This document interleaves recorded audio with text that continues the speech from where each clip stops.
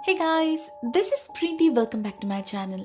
दोस्तों, आज हम बात करने वाले हैं एक 2023 रिलीज हॉलीवुड हॉरर मूवी के बारे में जिसका नाम है बेड रेस्ट। ये कहानी स्टार्ट होती है एक मैरिड कपल डैनियल और जूली के साथ, जो बहुत जल्द पेरेंट बनने वाले थे और अपने लाइफ के इस न्यू फेज को वेलकम करने के लिए उन्होंने एक नए घर में शिफ्ट करने का डिसीजन भी लिया था। भले ही घर काफी पुराना था, उन्हें बहुत सारे जगहों को रेनोवेट करना पड़ रहा था, लेकिन घर का लोकेशन बहुत अच्छा था एंड मोस्ट इम्पोर्टेंटली जूली को ये घर पहली नजर में ही पसंद आ गया था। उसने अपने फ्यूचर के लिए जो जो प्लान्स बनाए थे उसके साथ ये घर परफेक्टली मैच भी कर रहा था। तो डैनियल और देर नहीं करता, डिलीवरी से पहले घर रेडी हो जाना चाहिए, इसीलिए तुरंत ही घर को खरीद लेता है और काम शुरू कर देता है। रेनोवेशन मेनली जूली सुपरवाइज कर रही थी। ऐसे में एक दिन एक वर्कर उसे एक ब्रेसलेट देता है जो उसे बाथरूम में मिला था। ये जूली का नहीं था, लेकिन फिर भी उसे पसंद आता है तो वो रख लेती है। रात में उन्हें एक इनविटेशन पे जाना था, तो रेडी होते वक्त जूली उसी ब्रेसलेट को पहनती है। तभी अचानक उसे घर में कहीं से किसी छोटे बच्चे की हंसी की आवाज सुनाई देने लगती है, ऐसे कोई बहुत ही धीमी आवाज में किसी से बात कर रहा हो। जूली आवाज को फॉलो करके बाहर निकलती है तो देखती है उनकी बिल्ली लू एक कमरे के सामने खड़े ग्राउल कर रही है, जमीन पर स्क्रैच कर रही है। क्लियरली वहां ऐसा कुछ था जो शायद उसे पसंद नहीं आया। जूली को देखते ही वो भाग जाती है और जूली समझ पाती है वो आवाज इसी कमरे से आ रही है, मगर इस रूम का फ्लोर कंप्लीटली टूटा हुआ था, इसीलिए वो अंदर झांक नहीं पाती, बस बाहर खड़े सुनने की कोशिश करती है अंदर क्या चल रहा है। ठीक उसी वक्त वहां डैनियल आ जाता है और आवाज बंद हो जाती है।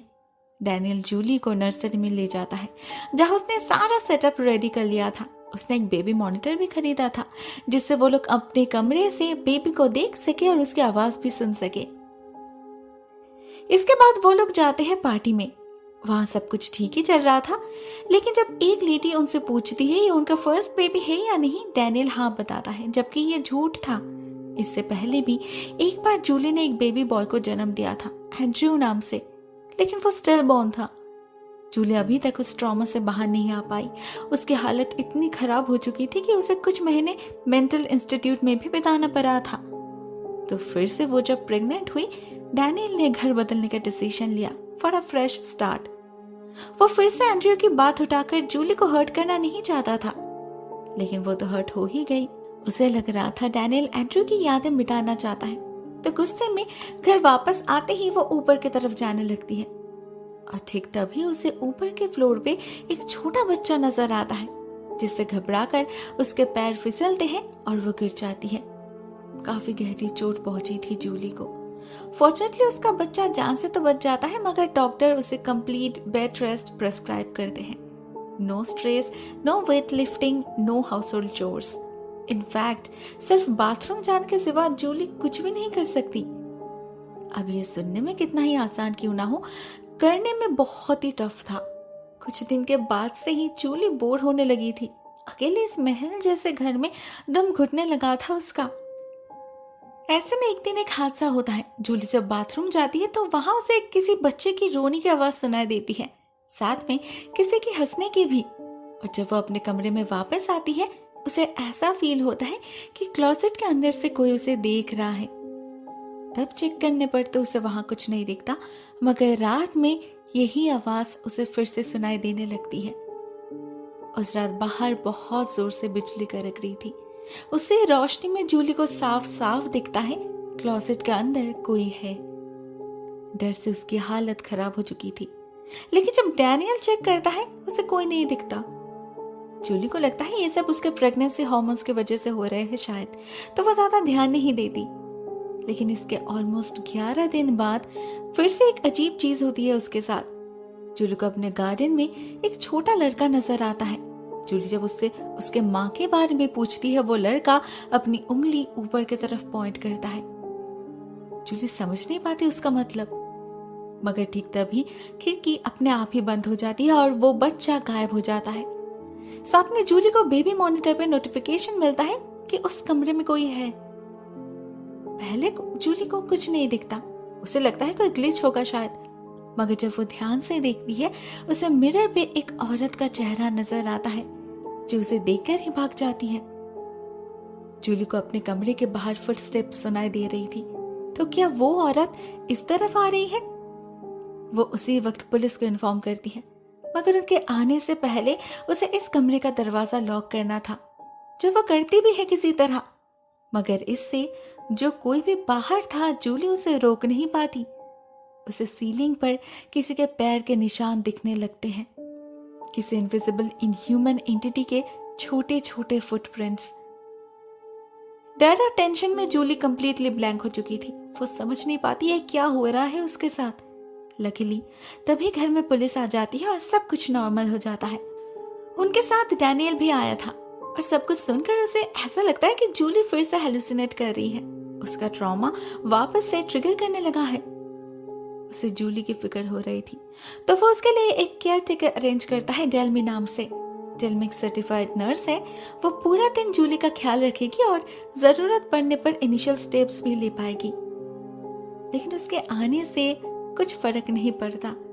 जूली के आसपास अजीब सी चीजें होती ही रहती है। उसके आंखों से नींद गायब हो चुकी थी।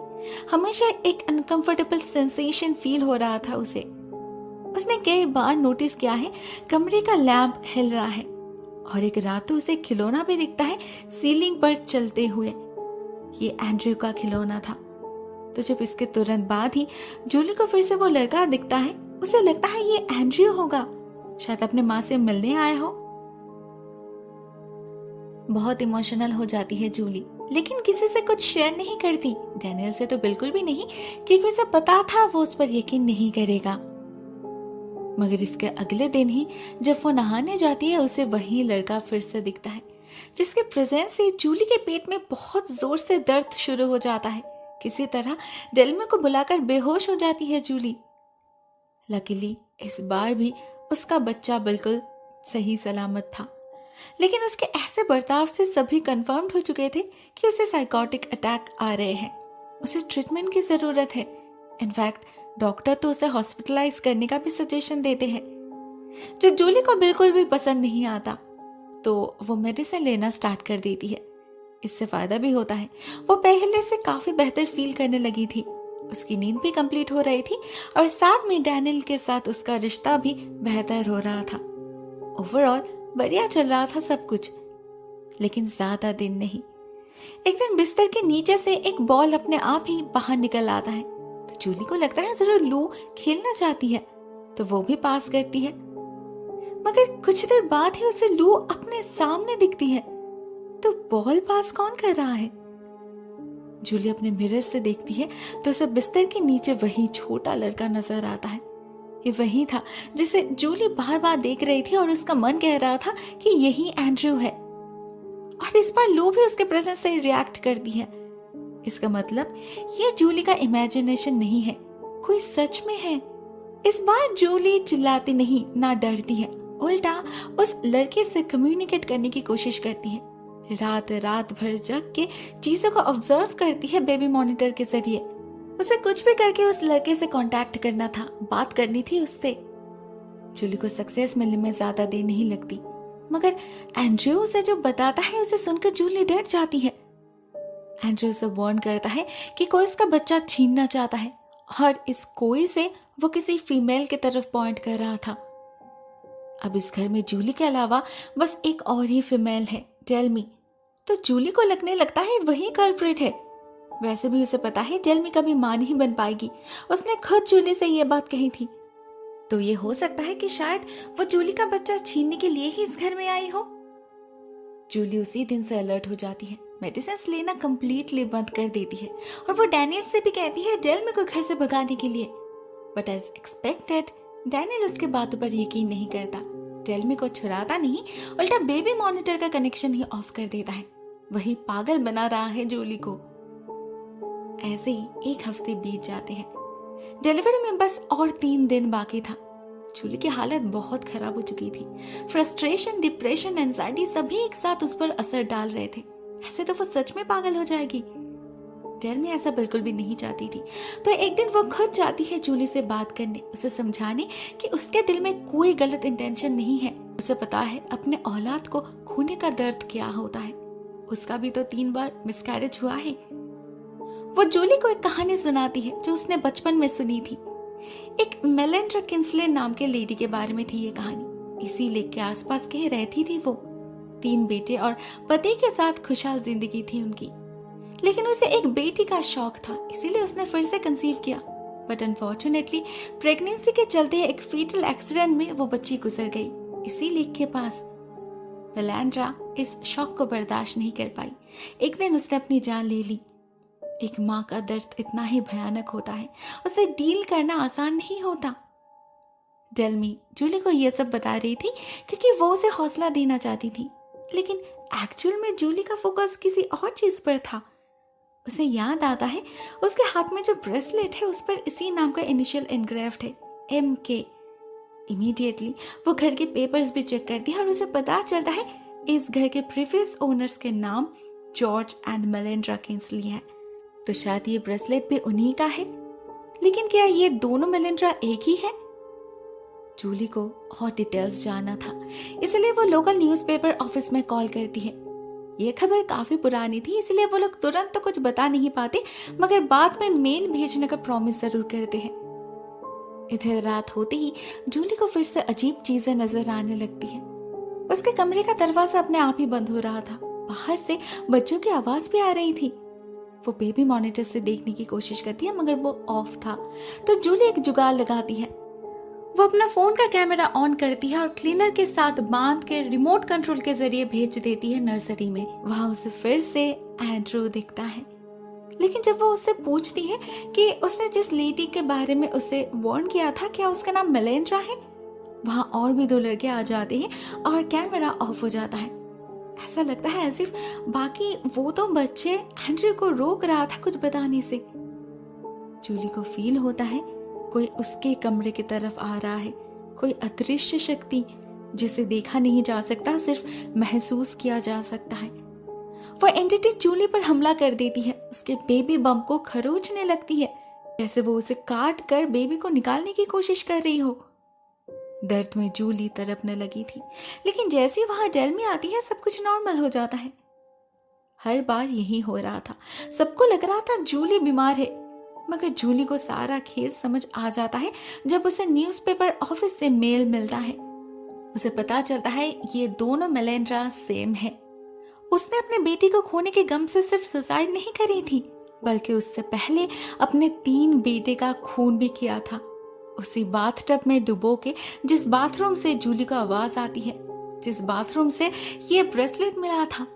मतलब ये सब जूली का इमेजिनेशन नहीं है, सच है। मेलिंडा की अतृप्त आत्मा अभी भी इसी घर में भटक रही है। उसने जरा सेंस कर लिया है कि जूली के पेट में एक बेबी गर्ल है, इसीलिए ही तो वो उसके पीछे पड़ी है। जूली को यह भी पता चलता है कि जिस लड़के को वो बार बार देख रही है वो लड़का एंड्रू नहीं है, बल्कि मेलिंडा का बेटा बॉबी है। वो जूली को अपने माँ के बारे में ही वार्न कर रहा था। जूली सारा खेल समझ चुकी थी। वो डैनियल और डेल्मी को भी समझाने की कोशिश करती है, मगर पता चलता है उन्हें तो पहले से ही इस घर के हिस्ट्री के बारे में पता है, हर एक डिटेल्स। डैनियल ने जानबूझकर इस घर को खरीदा था क्योंकि इसे लग रहा था एक्सीडेंट्स तो हर जगह होती है, उससे कोई घर भूतिया तो नहीं बन जाता ना। वो लोग यकीन करे या ना करे, जूली बिल्कुल श्योर हो चुकी थी क्या होने वाला है। तो वो उसी वक्त भागने की कोशिश करती है घर से, मगर मेलिंडा उसे जाने दे तब ना। घर के अंदर तूफान शुरू हो चुका था। सारी चीजें हिलने लगी थी और सारे लाइट्स भी ऑफ हो जाते हैं। अंधेरे में उन्हें सुनाई देती है क्लोसेट के अंदर से आवाज आ रही है। जैसे ही डैनियल उसे खोलता है उन्हें अंदर एक लड़का दिखता है। ये मेलिंडा का दूसरा बेटा था। वो उन्हें वार्न करता है कि उसकी माँ आ रही है और बिल्कुल छिपकली की तरह सीलिंग पर चढ़ के कहीं गायब हो जाता है।